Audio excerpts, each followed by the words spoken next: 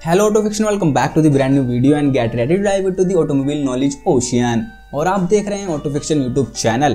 आज इस वीडियो में हम बात करेंगे जो मोस्ट लव हैचबैक है फैमिली कार के तौर पर भी और यहाँ तक कि टैक्सीज में भी। हाँ, हम बात कर रहे हैं मारुति की टॉल बॉय वैगन आर की।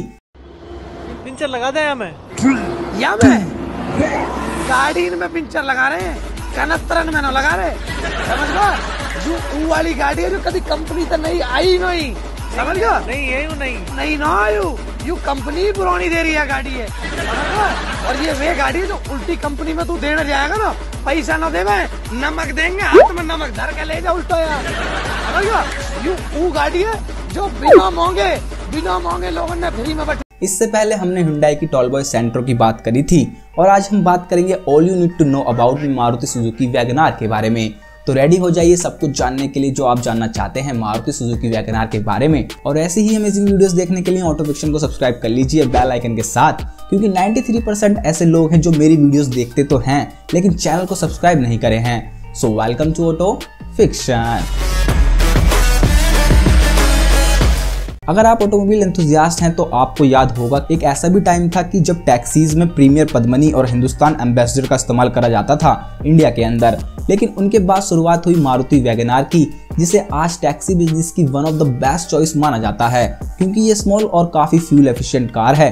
और जापानीज कंपनीज वैसे ही अपनी मोर फ्यूल एफिशिएंट और मॉडर्न कार इंट्रोड्यूस कर रही हैं इंडिया में, और मारुति सुजुकी वैगन आर भी उनमें से एक है। और इसी वैगन आर की हिस्ट्री 27 साल पुरानी है और इसे जापानीज की कार कहते हैं, जिसका मतलब होता है जापानीज सिटी कार और अल्ट्रा मिनी कार। तो बात करते हैं इस हैचबैक की सक्सेस स्टोरी की। तो जिस वैगन आर को आज हम जानते हैं उसका जन्म 1993 में हुआ था और उस टाइम पर वैगन आर इंडिया में लॉन्च नहीं हुई थी। ये सिर्फ जापान की गलियों में दिखती थी उस टाइम पर। और इसकी सबसे इंटरेस्टिंग बात तो इसकी डोर कॉन्फ़िगरेशन में थी। इसकी एक साइड में तो नॉर्मल 2 डोर्स होते थे और ड्राइवर साइड में सिर्फ 1 डोर। और इसमें 660 सीसी का F6A इंजन था जो उस टाइम अल्टो और स्मॉल कार को पावर देता था। और वैगन आर में आर का मतलब होता है रिवोल्यूशन या फिर रिलैक्सेशन।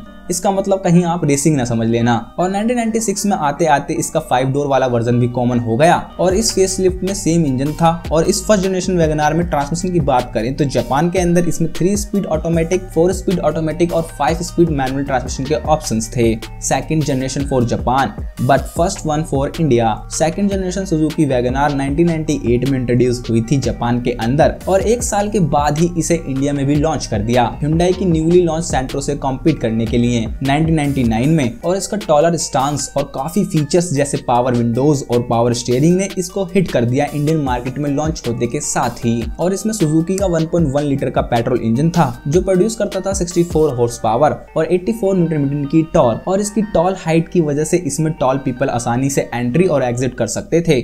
और इसका इंटीरियर को भी सिंपल तरह से ही डिजाइन करा था जिससे कार काफी स्पेशियस लगती थी अंदर से। फिर 2003 में इसका माइनर फेसलिफ्ट हुआ इंडिया में और इस फेसलिफ्ट में कुछ माइनर चेंजेस हुए, जैसे एक क्रोम लाइनिंग इसकी ग्रिल में और बॉडी कलर बम्पर्स और क्लियर लेंस टेल लैंप मिलने लगी। फिर इसके बाद वैगन आर को 2006 में अपना न्यू फेसलिफ्ट मिला इस जनरेशन को, जिसमें इसकी ग्रिल और टेलगेट को नया डिजाइन मिला और बहुत सारा क्रोम ऐड कर दिया।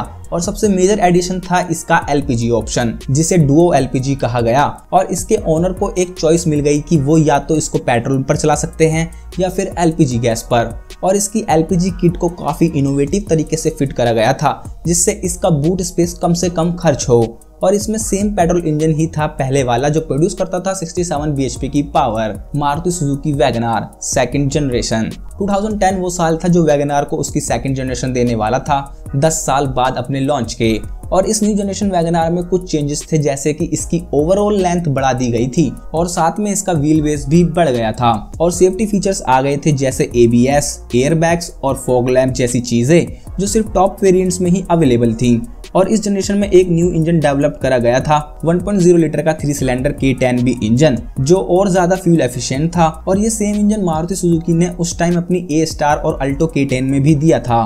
और इसका पावर आउटपुट था 67 हॉर्स पावर और 98 न्यूटन मीटर की टॉर्क। और यही सेम इंजन CNG में भी अवेलेबल था जो प्रोड्यूस करता था 50 bhp की पावर। और LPG के साथ ये इंजन प्रोड्यूस करता था 61.6 bhp की पावर। और फिर 14 जनवरी 2013 में इस सेकंड जेन वैगन आर को एक फेसलिफ्ट मिला जिसमें इसकी फ्रंट ग्रिल को और नैरो कर दिया था और बम्पर्स को रीडिजाइन करा था, जिसमें न्यू फॉग लैम्प हाउसिंग थी और इसमें ईगल विंग म्यूजिक सिस्टम मिलने लगा था, जिसमें USB और ऑक्स पोर्ट्स भी मिलते थे और उस समय ये USB और ऑक्स पोर्ट्स मिलना भी काफी अच्छी बात होती थी। फिर नेक्स्ट ईयर 2014 में मारुति सुजुकी ने लॉन्च करी वैगनार का स्पोर्टियर वर्जन, जिसका नाम था स्टिंगरे। इसके अंदर मोर प्रीमियम इंटीरियर और एक्सटीरियर देने की कोशिश की गई थी। अगर चेंजेस की बात करें तो स्टिंगरे वैसे सेम ही थी वैगनार जैसी, बस इसके फीचर्स थे कि इसमें बोल्डर और डायनेमिक सा दिखने वाला फ्रंट लुक मिलता था और इसमें प्रोजेक्टर हेडलैम्प थे जो कि फर्स्ट टाइम थे इस सेगमेंट में, और इसमें इंजन वही सेम वैगनार वाला ही था। और इसके प्राइस की बात करें तो इसके लिए आपको 20,000 रुपए ज्यादा देने पड़ते थे नॉर्मल वैगनार के मुताबिक, लेकिन इंडियन कस्टमर वो पे करने के लिए रेडी नहीं थे, क्योंकि वही सब सेम चीजों के लिए ज्यादा पैसे देना,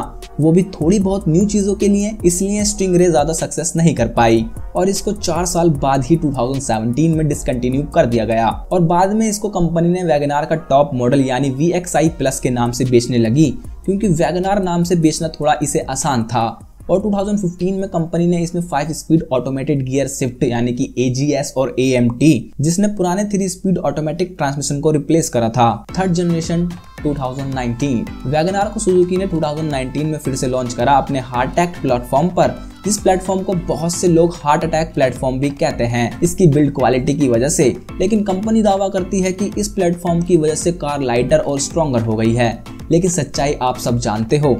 वैसे न्यू वैगनार का साइज तो बढ़ गया है न्यू जनरेशन में अपनी ओल्ड जनरेशन के कंपैरिजन में, और इसमें 5 लोग अब आराम से आ सकते हैं, और कंपनी ने अपनी मार्केटिंग भी कुछ इस तरह करी थी, द बिग न्यू वैगनार। और ये एक ऐसा पहला टाइम है कि मारुति ने अपनी वैगनार में इस बार 2 इंजन ऑप्शन दिए थे। एक था 1.0 लीटर का K10B इंजन और दूसरा मोर पावरफुल 1.2 लीटर का K12M इंजन, और ये इंजन प्रोड्यूस करता था 80 bhp की पावर 113 न्यूटन टॉर्क के साथ। और जैसे कि इंडिया की सेफ्टी स्टैंडर्ड्स में बदलाव आया है, जिसकी वजह से न्यू वैगनार में driver side air bags, ABS और EBD और रियर पार्किंग सेंसर स्टैंडर्ड ही मिलते हैं, और वैगनार को CNG ऑप्शन में भी ऑफर किया जाता है, और CNG वेरिएंट टैक्सी बिजनेस में बहुत लोकप्रिय है। फिर 2020 में इंजन को अपग्रेड करा गया BS6 एमिशंस मीट करने के लिए। कारिमून वैगनार एक रीबैच वर्जन ही है इंडियन वैगनार का, जो इंडोनेशिया में मिलता है, और इसको सितंबर 2013 में 21st Indonesian international motor show में दिखाया गया था